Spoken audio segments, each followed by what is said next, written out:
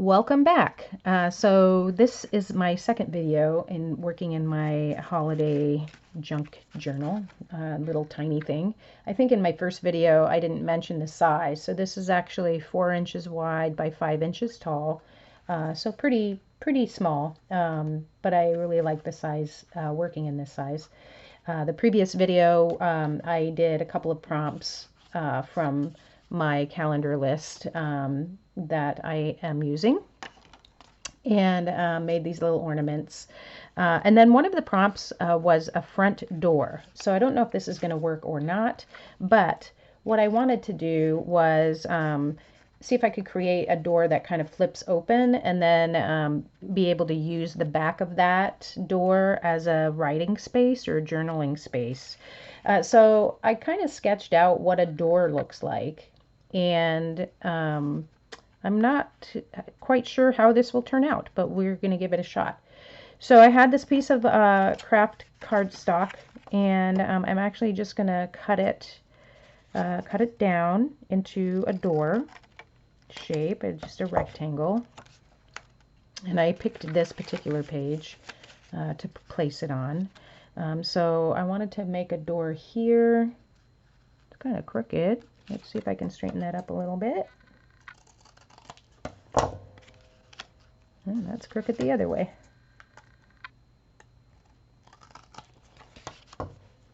And that's better. Okay, so that actually is kind of the base of the door. And doors have panels. So what I wanted to use was kind of an alternating cardstock. This is a pretty old one. I've had it, actually, this is probably 20 years old. And I'm going to make the panels by just cutting off a piece of this and guessing where I'm going to place it. The idea that I had for the door was to actually place a wreath on it somehow. So let's see. I'm going to cut this in half. I'm just eyeballing everything. Nothing is actually measured, although if you wanted the measurement here, the little door itself is about 3 inches by 2 1/4 inches, and then this piece is inch, about 3/4 of an inch wide. And so I'm just cutting these down for eyeballing it. And I'll probably have to trim them up, of course. And kind of get a funky door going here.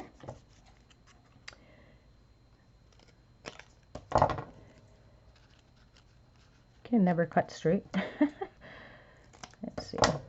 All right. But that's kind of the shape of a door, right? Kind of fun looking. And then let me trim this a little bit. Like that. And then before I actually glue things together, I kind of like that it's a little wonky. I might squeeze these in. It looks more like a window than a door. Maybe I make these more narrow, like that.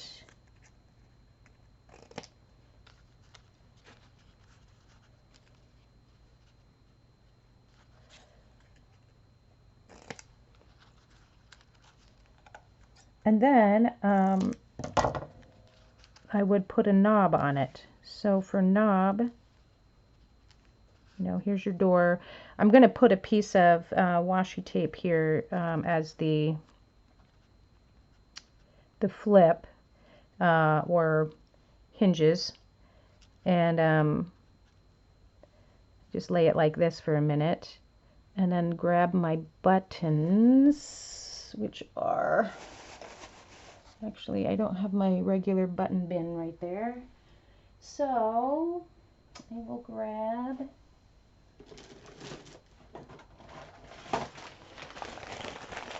these. which you can see. Oh, there's a snowman sequin in here. You might want to use him at some point. I think one of the prompts actually is to hide snowmen in your journal somewhere. But we need a button for the handle of the door. It's a blue button, like that. It gives it a little bit more. I think what I might do is define it a little bit with some distress ink, so it kind of looks like a door. Maybe draw in the outline of the door and make it a flip. So let's do that. First of all, I'm going to just move this book aside. I'm going to glue these pieces on, just because it's all trial and error. If it works, great. If it doesn't work, you just start over, try again. All right, so there's one panel for the door. Years ago, when my daughter was at home,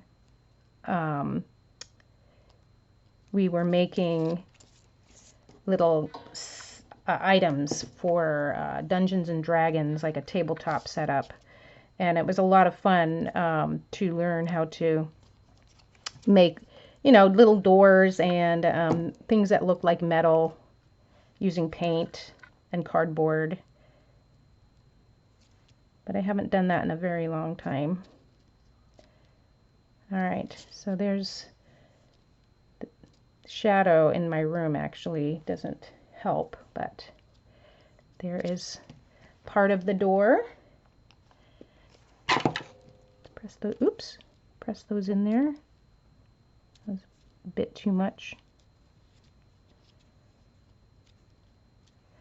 All right, and then not quite sure how I'm going to do this. These need to go up a little bit. And my door. And I'm just using a nothing special ink pen. Get the door side this way.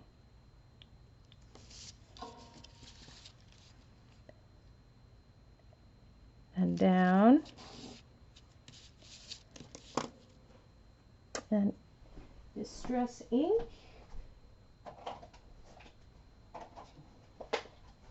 I have frayed burlap or vintage photo. I'll try to use the vintage photo. Let's see. Where did I put my dauber? There we go. Let's give it a shot, you guys. Let's see what it's like. I probably could have done the panels. Give it a little definition, but that's okay. All right. I don't know if that helped a little bit. And then, I've never done this, so you guys are joining along with me. So there's my doorknob. Let's give that a shot. And we'll have to let that probably dry a bit. I do use tacky glue. Some people can use gel medium for their buttons or heavier items. E6000 is another good one, adhesive for that. But that would be my door. I'm going to just go with that. And then back to my book. I think what I might do, it's going to go on this page. So I pulled out washi tape. And this actually was something I did purchase, so it's not truly trash, but I have never used it. So, if I can find the edge of it, I thought it might be fun to use gold for hinges, or hinge work. So we'll just cut a piece of that off and layer it in here. Okay, and I think the the trick to flips is to do both sides. So put washi tape on this side, and then your flip will open like this, and you put another piece of washi here. I will probably go back actually and glue this down so that it's really, really firm. And then we'll see if I can find anything that might look like a wreath on the door. That kind of diminishes the door right there. So I don't have anything small like a wreath. Or punch. Punch, punch, punch. Well, we will visit that next time we meet.